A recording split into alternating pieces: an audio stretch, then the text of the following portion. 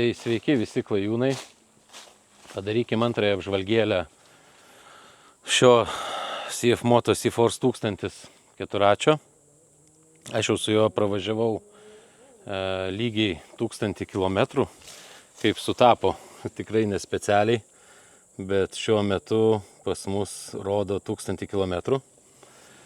Va, ir noriu pasidalinti įspūdžiais ir ką pajutau, ką supratau, kuom dar abejoju ir kitais visais dalykais. Nes tikrai sulaukiau ir skambučių, ir žinučių, ir komentaruose YouTube'ai buvo prašymų. Nu tai pratęskim, bet prieš tai atskiras sveikinimas Kanam bažnyčios ir religijos atstovams, nes pagaliau sulaukėt savo irgi G3. Sveikinimai su tuom. Pagaliau ir jūs gavot touchscreeną, kiek mačiau pristatymuose. Tai nuo CF Moto atsiliekat visai nedaug, beveik metus, su kuom sveikinu. Atskiras pavydas, jeigu taip galima sakyti, baltas pavydas, kad gausit 101 arklio galios variklį. Tikrai bus įdomu jį išbandyti ir sutikti tokį žvėrelį kelyje. Bet šiandien ne apie tai. Šiandien apie šitą ir kas po 1000 km įvyko. Pirmiausia, ką dar pasidariau, kadangi jau su juo teko važiuoti į klajonę, tai tikrai reikėjo pasirūpinti bent jau būtiniausiais pirmaisiais daiktais. Tai daiktadėžė ir dugno apsauga. Tai apie daiktadėžę. Nežinau, dar jų pasirinkimas šitam modeliui nėra didelis. Tai tiesiog čiupau tokią, kokia pakliuvo. Kas yra gerai, kad jinai yra su greito fiksavimo laikikliais. 2 iš vienos pusės ir 2 iš kitos pusės. Tai jeigu kažkada ją reikia nusiimti, tai tikrai tai padaryti paprasta, nes užtenka tą rankenėlę tik tai pasukti ir reiškia daiktadėžę galima nusiimti. Kas dar gerai, kad tie greito fiksavimo laikikliai yra išorėje.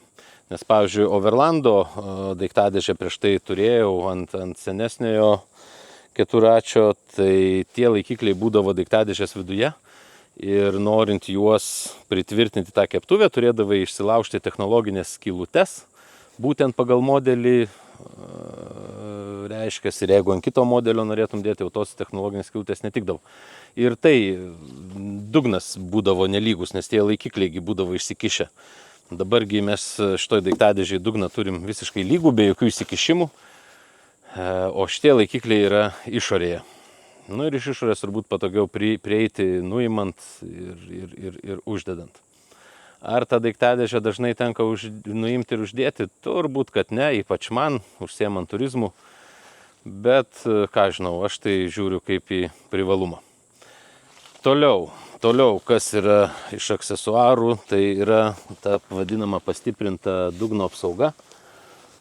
Šakių, dugno priekio ir visų kitų dalykų. Mačiau, kad ten Facebook'e tarp laido riterių verda diskusijos, ar iš viso jos reikalingos, ar čia reikia, ar nereikia. Aš tai manau, kad vienareikšmiškai reikia, nes tikrai tenka kartais įveikti, kad ir to pačio miškovežio provežas, kažkokį pargriuvusį medį ar kelmą.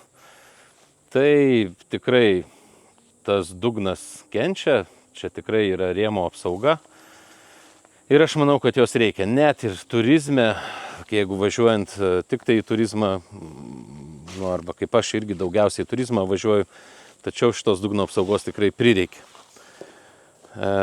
Originali ar laiko? Kažką jinai ten laiko, bet čia nepalyginsi nei plasmasių storius, nei tvirtumą, plus originali dugno apsauga tik neuždengia ir šičia pakojų visų. Ne taip plačiai viską uždengia ir tikrai tokios apsaugos nesuteikia. Aš manau, jinai tikrai yra būtinai reikalinga. Ją susimontuoti tikrai galite patys, neskubėdami užtruksit porą valandų. Tik keli esminiai momentai. Varžtus statykite ant klijų, ant loktaito ar ant kitų varžtų klijų, nes vibracijos tikrai yra, daužymaisi tikrai yra ir kad laikytų patikimiau, tikrai rekomenduoju varžtus statytis ant klijų. Dar kas yra, galbūt čia nepataikyti ilgiai, bet va šitos lapkutės, kur dedasi prie išorinės granatos gumos, varžtai jie yra per ilgi, tai reikia juos prisipjauti, nes jie remiasi į amortizatorių ir tada tenai gadinasi. Tai priveržiant šito irgi nepamirškit pasidaryti. Toliau originalios pusašių granatos gumos apsaugos, jas tikrai reikia nusimti, čia dar nespėjau tiesiog, nes jos turbūt užsidėjus šitą dugno apsaugą, net ir neužsidėjus turbūt, jos mano supratimu labiau kenkia negu duoda naudos. Nes jeigu važiuoji ar po pelkę, ar po balą, tai čia prisimuša purvo ir tiesiog tą gumą trina ir drasko. Tai vasara tai dar nieko, bet yra žiema, kai čia prisiplaka sniego, jis nuo reduktoriaus atitirpsta, sustoji pailsėti, tada tas sniegas užšąla į kaulą ir ta guma tikrai kenčia. Kenčia, ypač kai pašoki į viršų, pažemėja, žodžiu, jos tikrai mano supratimu duoda daugiau bėdos negu naudos. Jas tikrai, bent jau aš siūlau nusimti. Kas čia? Čia tapkė. Kam jinai? Tam. Atsarginė tapkė. Kaip kiti vežiosi atsarginę padangą, aš vežiosiu atsarginę tapkę. Kolegos man čia parūpino klajonės metu, nuo to laiko ir vežiojos. Va, tai aksesorikos kol kas yra tik tai tiek, kadangi reikia sureguliuoti ir piniginius rautus, kad jos įsigyti daugiau. Bet aš manau, kad tai buvo pirmieji du būtiniausiai dalykai, išvykai, mano pirmąjį išvykai vasarą. Sekantis dalykai, tai tikrai reikės šildomų rankenėlių, šildomo gazo, nes orai tuoj atvės ir to tikrai reikės. Taip pat dar planuoju įsigyti ir priekinį stiklą apsauginį. Kodėl jo dar nėra? Aš jo dar nepirkau, nes šitam modeliui dar mano supratimu normalaus stiklo nėra pagaminto. Tas, kuris yra pagamintas, mano asmeninė nuomonė, mano pabrėžiu, man jis yra baisus. Nežinau, kas nematė, pasižiūrėkit internete, kaip jis atrodo. Iš kitos pusės vėlgi tam pačiam internete, Facebook'e, forumuose, vėlgi laido riteriai diskutuoja, kam tas stiklas reikalingas, keturačių stiklas, kas čia per iškrypimas, kas čia per nesąmonė ir panašiai. Nežinau, mano supratimu jis yra reikalingas, kas mano kitaip, pasižiūrėkite iš tai šitą video ir dabar pasakykit, kad nereikalingas. Būtų stiklas, tos visos muselės, jos praskristų virš šalmo nuo vėjo srauto ir tokio vaizdo nebūtų. Vasarą, aišku, kai yra karšta, tai netgi be stiklo vietom net ir maloniau važiuoti, bet kai yra ruduo, kai yra balos, kai taškaisi per tas balas, tikrai pačiam mažiau tenka ant rūbų, o ypač žiemą, kai važiuoja prie -20 ar -10, tikrai yra šilčiau, mažiau vėjo gauni ir mano supratimu stiklas yra tikrai gerai. Taip, jisai turi ir trūkumų. Trūkumai tai yra tokie, kad bent jau ant G2. Ant G2 trūkumas yra toksai, kad kai yra stiklas ir čia kai važiuoji, toks nežymus dulkių kamuolys, jisai pastoviai sukasi kaip skalbimo mašinos dugnas. Ir tu nors ir važiuoji pirmas kolonai, kai prieki dar tau nieks dulkių nekelia, vis tiek va čia turi tokių dulkių kamuoliuką. Jis netankus, bet jisai toksai yra.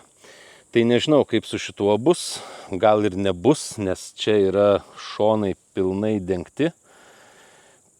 Ypač šitas dešinės pusės, tai gal čia net nebus pro kur patekti tom dulkiam. Pagyvensim, pamatysim, bet stiklą tikrai dėsiu. Tai dar, aišku, kas savaime suprantama laukia, tai dar apšvietimas priekį, bet kaip ir minėjau, ne viskas iš karto. reikia dar truputį sulaukti ir finansinius srautus atstatyti. Ir tada dar bus papildomai galima įsigyti trūkstamų dalykų. Va. Tai kągi aš pajutau per tą 1000 kilometrų. Pirmieji, aišku, 350 tai buvo filmukas, bet iš to dar sudėtinga ką nors daryti, nes tai buvo pirmieji kilometrai, plus visi ribotuvai buvo uždėti ir visa kita, tai tų didelių visokių dalykų daug tenais ir nepajus. Dabar teko susukti per vieną išvyką apie 650 km, tai jau šis tas pasijuto. Tai pirmas įspūdis tai yra vairo stiprintuvo darbas. Minėjau ir praeitam filmuke, bet šitam filmuke dar noriu ir patvirtinti. Vairo stiprintuvas dirba žymiai, tikrai kartais geriau negu antros kartos keturratyje. Nes aš, reiškia, 150 km važiavau su daiktais, nes 3 dienų išvyka ir dar plus su keleiviu. Tai keturratis tikrai buvo sunkus ir su antros kartos, bent jau su antra karta važiuojant, pavyzdžiui, jeigu išlėki į asfaltą, važiuoji kokį 80 km per valandą greičiu ir reikia daryti ilgą posūkį. Tai tą vairą turi būti jau taip įsikabinęs, sukti, tikrai reikia sukti ir diskomfortas. Nesakau, kad tas vairas nepasisuka, bet tikrai diskomfortas, absoliutus diskomfortas būdavo tokį dalyką daryti. Dabar šitas efektas pranyko ir vairo stiprintuvas tikrai veikia žymiai geriau ir žymiai geriau sureguliuotas ir šitokio pojūčio nėra. Beje, tas vairo stiprintuvas turi tuos kelis režimus, ten high, medium, low ir auto. Tai aš visą laiką važiavau ant auto režimo, nebandžiau netgi tiesą pasakius kitų. Auto režimas kol kas mane pilnai tenkina, kadangi išvykoje buvo daug reikalų, daug važiavimo, daug bendravimo, tai nebuvo laiko net ir bandyti kitus. Tiesiog važiavom ir mėgavomės. Tai vairo stiprintuvas. Pirmas, reiškia, įspūdis, kuris tikrai patiko. Antras įspūdis, kaip ir minėjau, iš ko pažinsi CF vairuotoją, tai iš šlapios ir iškepusios dešinės kojos. Nes pas antrukus čia yra tarpas, neuždengta ir taip gaunasi, kad per šį čia karštį, kai per balą pervažiuoji, čia gauni vandens iki kelių, į kalaškę ir plus per čia visada eina karštis pučia. Ir kai tu važiuoji vasarą, kai jau oro temperatūra kokie 25 ir važiuoji miške sudėtingesnėje atkarpoj, kai greitis yra lėtas, ten 20, 10 ar ten 30 km per valandą, ta dešinė koja kepa. Prieš tai būna sušlapus, tada jinai kepa. Arba verda, kaip čia pasakyti, verda ant garų. Va, teisingai sugalvojau, verda ant garų. Tai CF vairuotoją pažinsi iš dešinės kojos išvirusios ant garų, išvirtos ant garų. Sustoji į kempingą, gali nelaukti šašlykų, gali atsikasti savo dešinės kojos ir ją suvalgyti. Nėra tai baisu, bet taip yra. Tai su šito pojūčio nebuvo visiškai, nebuvo nei kojos kaitimo, nei taškimo, kas tikrai džiugina. Ir šitas klausimas yra išspręstas. Sekantis dalykas, tai priekinis stabilizatorius. Tai teko per tuos 650 km su juo susipažinti išsamiau. Tai ką aš galiu pasakyti, važiuojant turizme, žvyrkeliais, miško keliais, tikrai jisai duoda pliusą. Pliusą duoda tokį, kad vairo klauso žymiai geriau, vairas yra žymiai jautresnis, informatyvesnis, jeigu taip galima pasakyti. Jį tik tai suki ir keturratis irgi pats iš karto irgi sukasi. Nėra to tokio užvėlavimo, nėra tokio keturračio pasvirimo ir tas prie važiavimo tikrai prideda komforto ir dinamikos netgi pasakyčiau. Tai čia yra viena medalio pusė. Kita medalio pusė, kai aš su juo važiavau timberio, miškovežio provežom, kurių gylis, nežinau, tikrai virš kelių, kas miškovežio provežos yra, tikrai žinot, tikrai buvo gilios, tai įkrentant ir bandant iš tos provežos išvažiuoti, jisai pastoviai kilo ant 3 ratų. Tai yra vienas priekinis ratas kildavo į orą. Jam stabilizatorius neleisdavo nusileisti, kadangi prispaustas būdavo vienos pusės priekinis ratas, tai kitos pusės priekinį ratą irgi šiek tiek keldavo arba jam neleisdavo tiek nusileisti į apačią.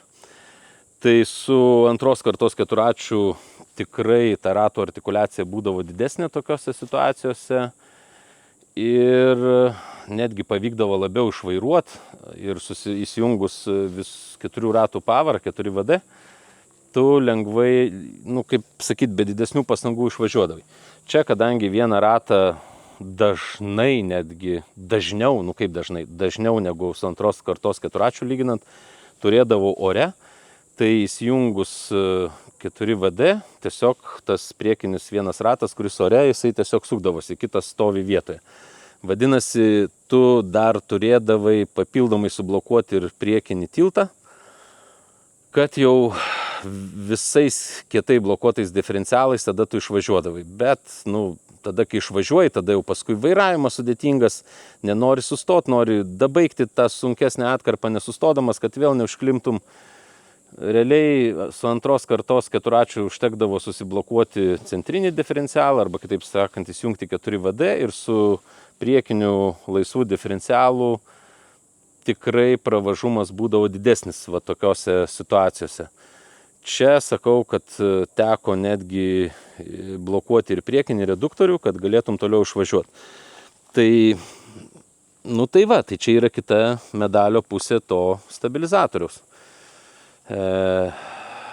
Turizme, aišku, turbūt 80-90% laiko tu praleidi ant kelio, kad ir tokio, kaip va čia yra miške, gal sudėtingesnių dangų būna, bet ten tų miškovežio provežų, pelkių arba kažkokių brastų sudėtingų, kur gilios duobės ir panašiai, tai turbūt būna apie 10%. Tai jeigu taip sveriant viską ant svarstyklių, tai turbūt tas stabilizatorius taip išeina atneša daugiau naudos.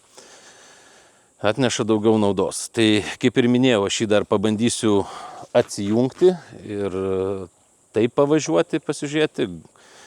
Žiūrėsim, dar sprendimas netėjo. Bet ką aš norėjau pasakyti, kad pajutau tikrai pliusų,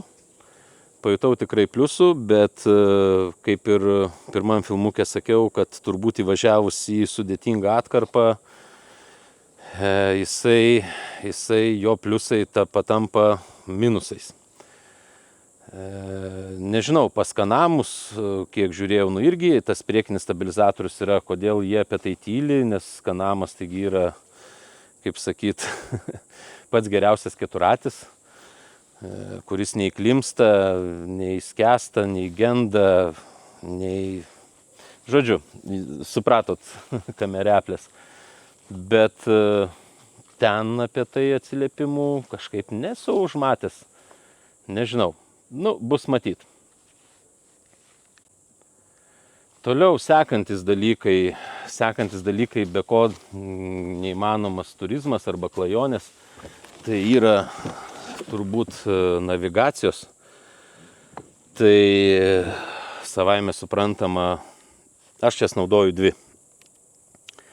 Vieną, kaip sakyt, per Apple CarPlay pasijungęs, tai yra Osmand programėlė, į ekraną įsimečiau.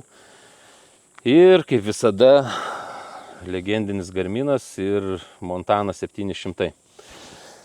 Tai iš pradžių galbūt pakalbėkime apie Garmin Montaną ir jos tvirtinimo vietą keturračių. Esu matęs nuotraukose video, kad kai kurie kažkodėl užsideda šitoj dešiniai pusiai navigaciją. Nežinau kodėl, bet mano supratimu visada reikia tvirtinti kairiai. Kodėl kairiai? Todėl, kad dešinę ranką tu visada spaudi arba laikai gazą, o kartais važiuojant lėtesnių greičių pasireguliuoti mastelį ar kažką tais pasikeisti, tai kairę ranką tu gali tiesiog atkelti ir kažką tai ant ekrano paspausti. Kai šičia pasidaro, tai tu turi paleisti šičia, paleisti gazą, stoti, riedėti kažkaip. Tarsi mano supratimu, aišku, nesaugu spaudyti navigaciją iš viso važiuojant, bet paleidus gazą, kai tu pradedi riedėti ir tau iš paskos kitas atvažiavęs stabdžių lemputės, tai tuo metu nedega, tai kitas dar tau iš paskos ir į uodegą gali važiuoti. Nu ir šiaip nesąmonė tas trūkčiamas. Tai aš visada deduosi, rekomenduoju ir kitiems dėtis kairėje pusėje, kur reiškia ranka yra laisvesnė ir netgi ir važiuojant tu gali kažką čia pasispausdyti, pasireguliuoti. Ypač kartais, kai reikia mastelį pasikeisti, pasižiūrėti. Toliau, kas liečia šitam, reiškia, ekranėlyje, tai CF Moto čia pristato ir savo kažkokią tai navigaciją. Aš ją šiek tiek pabandžiau ir atidėjau į šalį, kadangi manau, jinai nėra draugiška vartotojui dėl to, kad, pavyzdžiui, šitie pavadinimai, jie užrašyti, sėdėdamas aš matau gerai, neįmanoma įžiūrėti. Ten nei miestas koksai, nei kokia vietovė, nesupranti, kur randiesi. Arba turi pažinoti tą vietovę, kaip sakyti, iš kontūrų pažinti, arba tu ten tų pavadinimų neįskaitysi. Tai aš pasileidau šičia per telefoną Osmand programėlę, kuri yra tikrai puiki, jinai gali įsidėti čia pėdsaką, treką ir pagal jį naviguoti kaip pagal pėdsaką, lygiai taip pat kaip ir su Garmin Montana, arba jinai turi galimybę iš jo padaryti maršrutą ir netgi rodyti atstumus iki posūkių, pranešti apie manevrus balsu. Tarsi kaip ir įprastinė mašininė navigacija. Sukite į dešinę, už 100 metrų ten į kairę ir panašiai. Tai tikrai yra pranašumas prieš Garminą, kadangi čia pagal pėdsaką, kai važiuoja, jisai tyli. Praleki posūkį, jisai tyli. Kiek iki posūkio liko, pats turi atspėti, suprasti. Jau tai kai tą akį atmuši, tai tikrai jauti tos atstumus, bet šičia yra tiesiog dar patogiau. Kitas koksai privalumas yra, kad čia ant Osmando gali pasirinkti, kad nori važiuoti neasfaltuotais keliais ir jisai maršrutą pats sudėlios. Nereikia ten su Garmino Basecampu arba dar kažką vargti ir darytis maršruto. Užtenka tiesiog suvesti adresą, pasirinkti, kad nori važiuoti gruntiniais keliais, važiuoti, pavyzdžiui, į Rūklą. Ir jisai pats maršrutą sudėlios. Matysi, reiškia, koks atstumas tau reikiamas nuvažiuoti, kada atvyksi, per kiek laiko atvyksi, ir visi kiti dalykai kaip mašininiai navigacijai.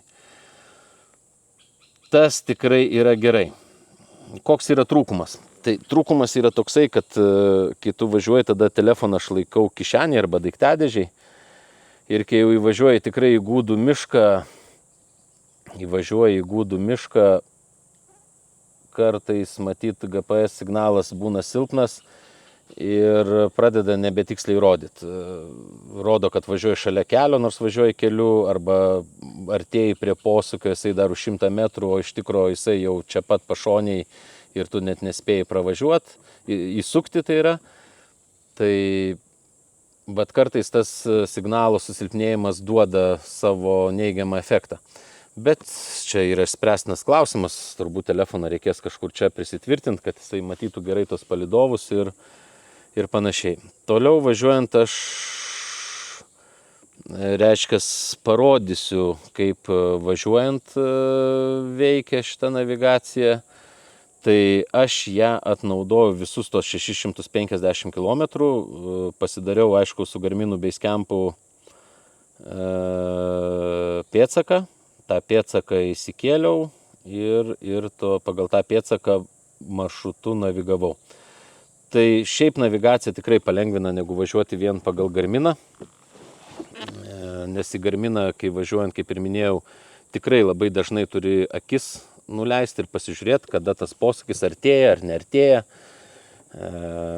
Ir tikrai tą navigaciją reikia labai sekti, o vietoj to, kad mėgautumės vaizdais, mėgautumeis vaizdais ir pačiu vairavimu.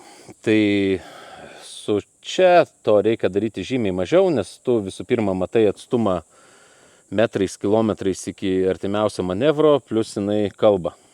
Kalba, gali iš šalmo interkomą pasileisti garsą, jinai kalba ir praktiškai gali tada į ją visiškai nebežiūrėti ir mėgautis vairavimu, vaizdais ir kitais pojūčiais. Tai elektroninis tas ekranas arba planšetė šitoj trečiojo kartoj, kad įdėta, man tai yra pagrindinis pliusas, tai yra šita, kad tu gali naudotis navigacija. Aišku, kad yra begalės ir kitų turbūt programėlių, kurias čia gali pasileisti, bet šiuo metu aš naudojusi Osmand programėlę, man patinka. Šiaip jos reguliavimas yra pakankamai sudėtingi nustatymai, tikrai reikia ten pasižaisti, pasigilinti, kur ten ką spaus, kad ten susireguliuoti ją, biški užnisa, bet kai visą tą pasidarai, tai tikrai džiugiai dirba jinai man ir džiugina.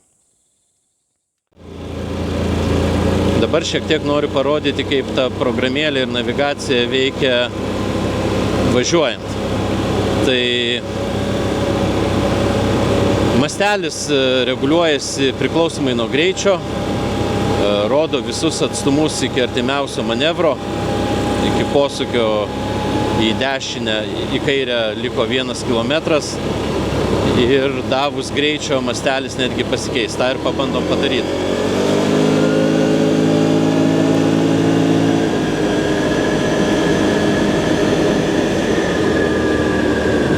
Puikus dalykas, nes važiuojant greičiau, tu matai kelio tolimesnę atkarpą.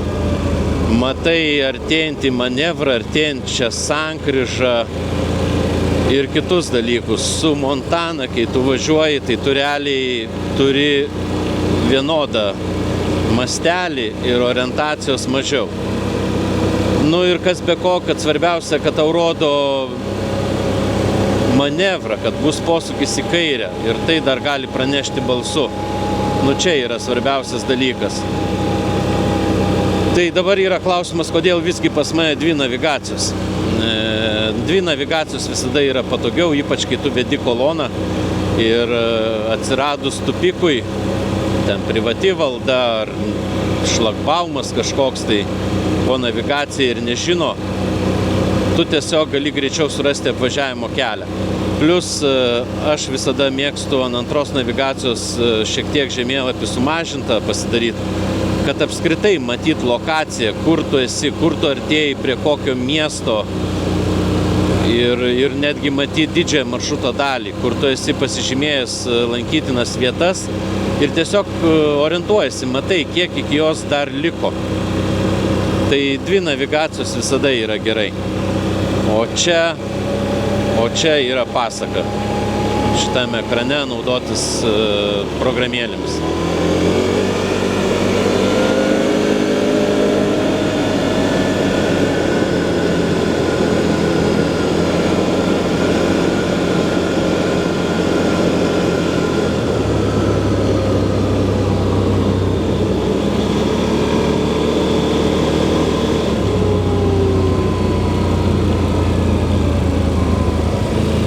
Plius, kas dar yra gerai, kad